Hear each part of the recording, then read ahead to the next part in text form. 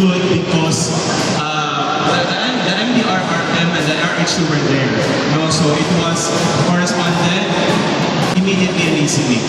No, so for us in we will be hiring tutors who will help our struggling or emergent readers. Readers with difficulty in word recognition and comprehension. So these are our focus for this year's ARAP.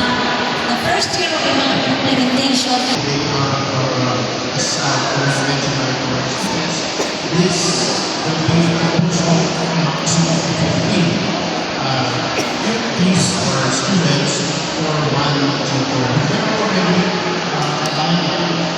identified tutors.